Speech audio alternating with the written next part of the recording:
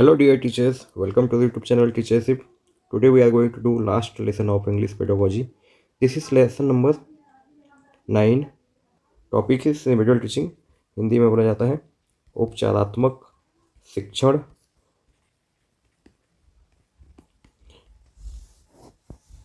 सभी लेसन का वीडियो आपको मिल जाएगा. कहाँ पे? यूट्यूब चैनल पे मिल जाएगा. आप इंग्लिश के हमारे चैनल में जाकर इंग्लिश के प्लेलिस्ट में जाकर के सभी टॉपिक को पढ़ सकते हैं. बहुत ही अच्छे से हमने नोट्स बनाए हुए हैं और टेलीग्राम से सभी नोट्स का PDF डाउनलोड कर सकते हैं. आगे क्या वीडियो बनाना है आप बिल्कुल कमेंट करके बताइएगा. कम समय बचा है, आप क्या चीज़ प्रैक्टिस करना चाहते हैं कमेंट करके बताइएगा. तो चलिए वीडियो स्टार्ट करते हैं. Core concept the doctor patient analogy. Doctor patient का एनोलॉजी लेकर के एग्जाम्पल लेके समझते हैं. जैसे डॉक्टर जो है डॉक्टर के पास जाते हैं कुछ समस्या लेके, जैसे फीवर है तो क्या बोलता है डॉक्टर, क्या कहते हैं ब्लड टेस्ट करते हैं. ब्लड टेस्ट क्या हो गया? डायग्नोस्टिक टेस्टिंग का एग्जाम्पल हो गया. निदानात्मक परीक्षण का एग्जाम्पल हो गया. निदानात्मक परीक्षण बोल सकते हैं.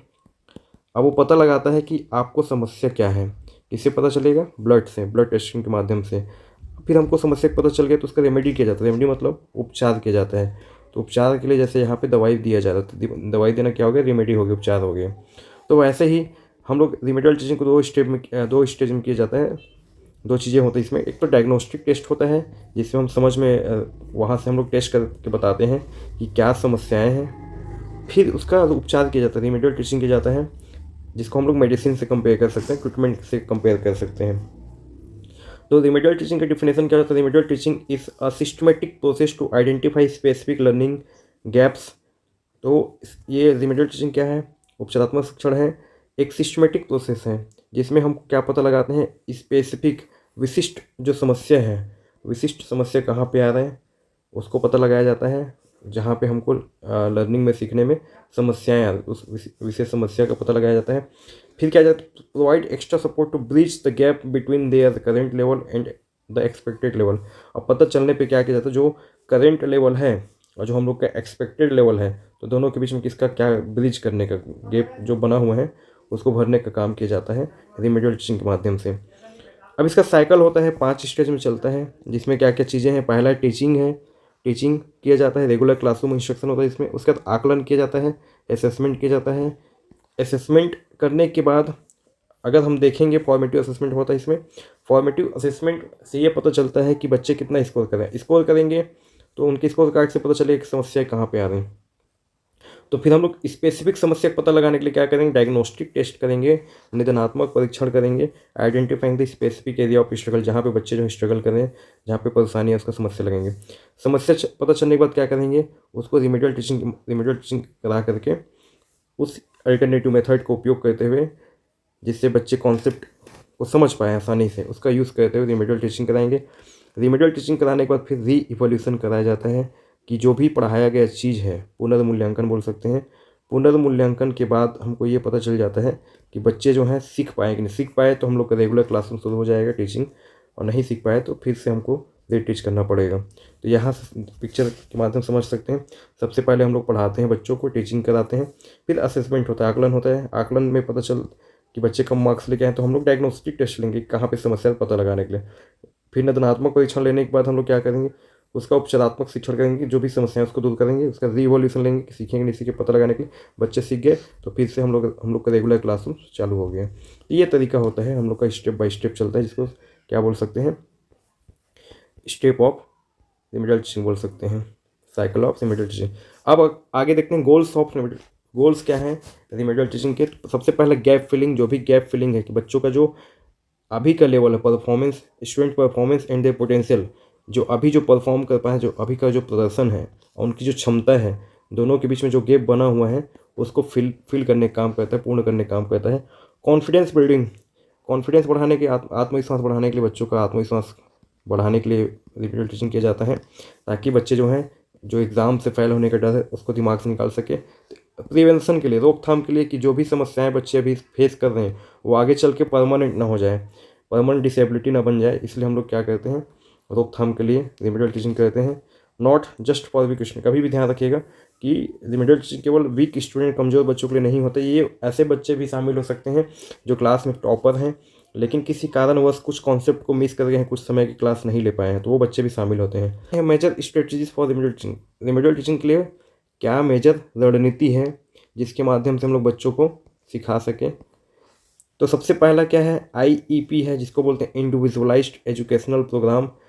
इसको व्यक्तिगत शैक्षिक कार्यक्रम बोल सकते हैं, व्यक्तिगत शैक्षिक कार्यक्रम बोल सकते हैं, जिसमें क्या किया जाता है, बच्चों के एक बच्चे के हिसाब से हमको उनके कोई स्पेसिफिक एरिया को लेते हुए, एक बच्चा है विशिष्ट नीड्स है, जिसको स्पेसिफिक विशिष्ट आवश्यकता है, जिस बच्चे को कि एक बच्चे को क्या चीज़ का आवश्यकता है, उसके हिसाब से हम लोग उसी बच्चे के उस आवश्यकता को पूरा करने के लिए जो भी पढ़ाई कराएंगे, जो भी शिक्षण प्रोग्राम हम लोग बनाएंगे, लेसन प्लान, वो क्या कहलाता है, IEP कहलाता है। अगला है पीयर ट्यूटरिंग, मतलब सहपाठी अध्यापन बोल सकते हैं, जिसमें उनके दोस्तों के माध्यम से पढ़ाया जाता है बच्चों को। जो बच्चे ज़्यादा होशियार हैं उनको, जो बच्चे छूट गए हैं उनको सहयोग के माध्यम से पढ़ाने के लिए बोलेंगे, जिसको पीयर ट्यूटरिंग बोलेंगे। और इसमें क्या है, कोऑपरेटिव लर्निंग करते हैं बच्चे, सहयोग की भावना से सीखते हैं।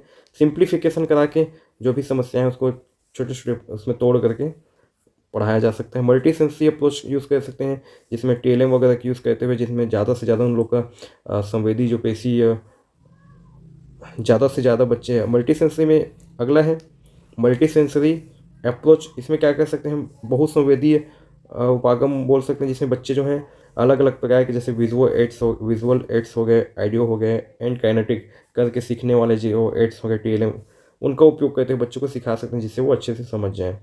देखिए, डायग्नोस्टिक टेस्ट और रिमेडियल में थोड़ा थोड़ा डिफरेंस है, थोड़ा क्या बहुत डिफरेंस है, दोनों अलग अलग चीज़ें हैं, कभी भी कंफ्यूज नहीं होना है। वैसे तो कन्फ्यूजन की कोई सवाल ही नहीं होता, लेकिन फिर भी देख लीजिए पर्पस क्या होता है डायग्नोस्टिक टेस्ट का। तो हम लोग का जो भी प्रॉब्लम है उसका कॉज के बारे में बताता है, कारण क्या है उसके बारे में बताता है, और ये जो कारण है उसका क्या कहता है, सॉल्यूशन, समाधान बताता है। तो समाधान के बारे में बताता है, रिमेडियल टेस्टिंग समाधान करने का एक तरीका है, और एक कारण पता लगाने का तरीका कौन सा है, डायग्नोस्टिक टेस्ट है।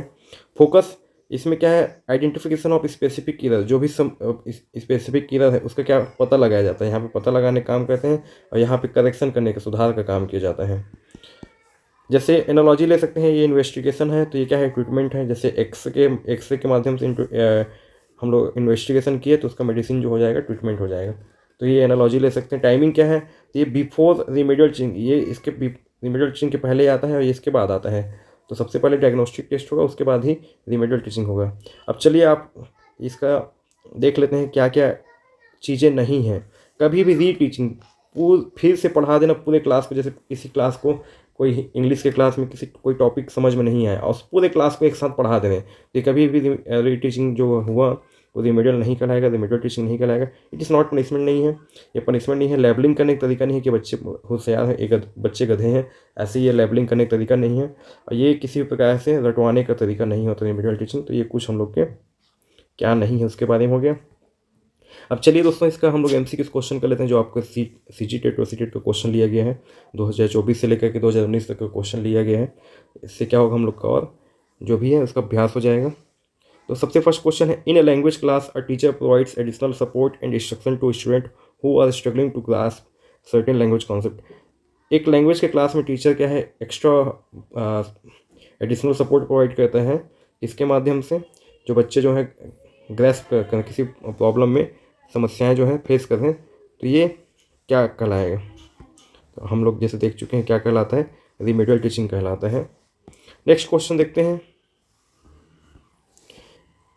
एसर्शन दिया है, for remedial teaching it is important to diagnose students need. Remedial teaching में क्या होता है, सबसे पहले हमको जो बच्चे हैं जो हैं उनकी समस्याओं को पता लगाना जरूरी होता है, डायग्नोस करना इम्पॉर्टेंट होता है, महत्वपूर्ण होता है। और diagnostic test shows the precise needs, और डायग्नोस्टिक टेस्ट जो है, निदानात्मक परीक्षण क्या है, जो भी प्रिसाइज नीड्स है, जो विशिष्ट आवश्यकता है उसके बारे में बताता है। तो सही है, तो इसका ये भी ए भी सही है, आर भी सही है, और इसको जस्टिफाई भी करे तो आंसर क्या हो जाएगा, ए हो जाएगा। दोनों जो है सही है और उसको जस्टिफाई भी करते हैं। CG 2024 का क्वेश्चन है, main objective of having additional remedial class is to. तो मेन ऑब्जेक्टिव क्या है एडिशनल रिमेडियल क्लास का, प्रोवाइड एक्स्ट्रा सपोर्ट, सही है, गाइड वीकर स्टूडेंट, सही है, इम्प्रूव लर्निंग, ये भी सही है। तो आंसर क्या आ जाएगा, D, all of the above. Remedial teaching is helpful for students. Remedial teaching helpful है बच्चों के लिए, क्यों है, क्योंकि who lag behind in certain areas, कोई बच्चे जो हैं किसी स्पेसिफिक एरिया में पीछे छूट गए हैं। Who want to top in the class, जो टॉप करना चाहते हैं, तो ये तो नहीं होगा। हु हैव स्पेशल नीड्स, जिसको विशेष आवश्यकता, तो ये भी नहीं होगा। Who drop out due to family problem, जो स्कूल साला छोड़ दिए हैं फैमिली प्रॉब्लम के चलते, तो ये भी नहीं होगा। तो आंसर क्या आ जाएगा? ए। फिफ्थ क्वेश्चन देखते हैं, read the given statement first and second and choose the correct option. इसको हमको दोनों स्टेटमेंट को पढ़ना है और चूज करना है कि क्या होगा आंसर।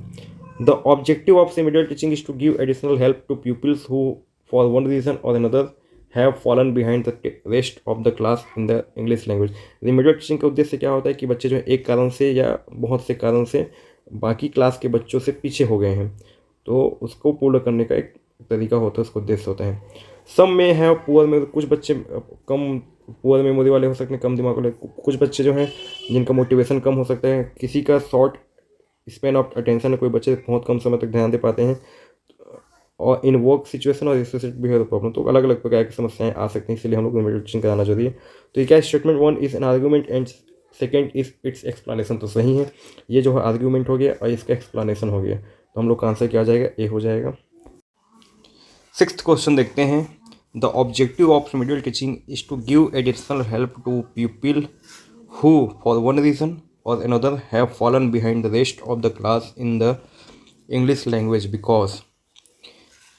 रेमेडियल टीचिंग का ऑब्जेक्टिव होता है कि वो बच्चे या तो एक कारण से या फिर और दूसरे कारण से जो बाकी क्लास के बच्चे हैं, क्लास के बाकी बच्चे हैं, उनसे पीछे हो गए हैं, क्योंकि कुछ ने सम में है पुअर मेमोरी, क्योंकि किसी के पास मेमोरी है, किसी का मेमोरी कम है, किसी का मोटिवेशन कम, अभिप्रेरणा कम है। कोई बच्चे जो हैं शॉर्ट स्पेन तक ध्यान दे पाते हैं, बहुत कम समय तक ध्यान दे पाते हैं, भटक जाते हैं। तो ये सभी रीज़न हो सकते हैं, तो आंसर क्या जाएगा? D, all the above situation are possible. Seventh question देखते हैं, in the beginning of an academic session the English language teacher conducts a test to know students strengths and weakness, what they know and what they do not know. This is an proficiency test, achievement test, placement test, diagnostic test. Question में पूछा गया है कि academic session की starting में एक teacher एक test लेते हैं जिससे बच्चों का जो स्ट्रॉन्ग पॉइंट है इसको पता लगाते हैं, क्या कमजोरियां हैं ये पता लगाते हैं, तो इसको क्या बोला जाएगा? तो क्या कहा जाएगा? डायग्नोस्टिक टेस्ट कहा जाएगा। एट्थ क्वेश्चन देखते हैं, test of English as foreign language TOEFL for और the international English language testing system IELTS are the example of.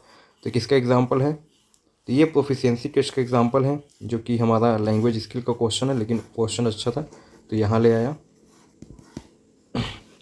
Ninth question देखते हैं, विच of the following is the base of remedial teaching. जो आधारभूत चीज़ क्या है remedial teaching के लिए, तो क्या है वो? डायग्नोस्टिक टेस्ट है, हम सभी जानते हैं, C. Tenth question, remedial teaching is important for student. Remedial teaching किस बच्चे के लिए important? To provide additional help to the student who are slow at learning. जो बच्चे स्लो हैं उन बच्चों के सपोर्ट के लिए। ब्रिलियंट स्टूडेंट के लिए, to help student to seek job, बच्चों को जॉब दिलाने के लिए। None of the above. तो किसके लिए होता है? ए के लिए होता है, तो आंसर जाएगा ए। 11th क्वेश्चन देखते हैं, remedial teaching is designed for student with special need. जो बच्चे स्पेशल नीड्स, विशेष आवश्यकता वाले बच्चे, उनके लिए। ड्रॉप आउट स्टूडेंट के लिए किया गया है। For bright students with difficulties, जो ब्राइट स्टूडेंट है जिनको कुछ समस्याएं हैं उनके लिए। To support student who fall behind in academic performance, जो बच्चे जो है एकेडमिक परफॉर्मेंस में थोड़ा पीछे छूट जाते हैं उनके लिए गए, तो आंसर क्या जाएगा? डी। 12th क्वेश्चन देखते हैं, बिफोर स्टार्टिंग रेमेडियल टीचिंग का teacher should. Remedial teaching start करने से पहले टीचर क्या करना चाहिए? तो find out students areas of weakness, तो बच्चों के वीकनेस के एरियाज को पता लगाना चाहिए। प्रिपेयर लेसन प्लान बनाना चाहिए, चार्ट बनाना चाहिए। Prepare suitable teaching learning material, तो TLM बनाना चाहिए, ऐसा बोला गया। तो आंसर क्या आ जाएगा? हमको सबसे पहले उनका वीकनेस पता लगाना होता है, तो क्या आ जाएगा? Answer A.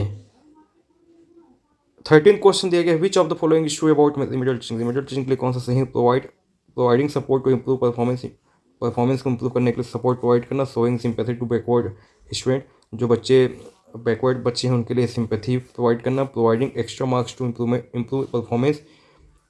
इम्प्रूव परफॉर्मेंस को इम्प्रूव करने के लिए बच्चों को एक्स्ट्रा मार्क दे देना। Giving extra attention to gifted children, जो बच्चे गिफ्टेड चिल्ड्रन हैं उनको स्पेशल अटेंशन देना, तो ये तो है नहीं, तो आंसर क्या आ जाएगा हम लोग का? परफॉर्मेंस को बढ़ाने के लिए, तो आंसर क्या आ जाएगा? ए। 13 का A. Remedial teaching is preparation of teaching, random process, teaching program for primary teacher, systematic. Remedial teaching कैसा टीचिंग है? पढ़ाने के लिए तैयारी करना, एक रैंडम प्रोसेस है, teaching program for primary teacher, एक टीचिंग प्रोग्राम है प्राइमरी टीचर्स के लिए, तो ये भी नहीं है। सिस्टमेटिक प्रोसेस, तो ये सिस्टमेटिक प्रोसेस का सही आंसर जाएगा डी।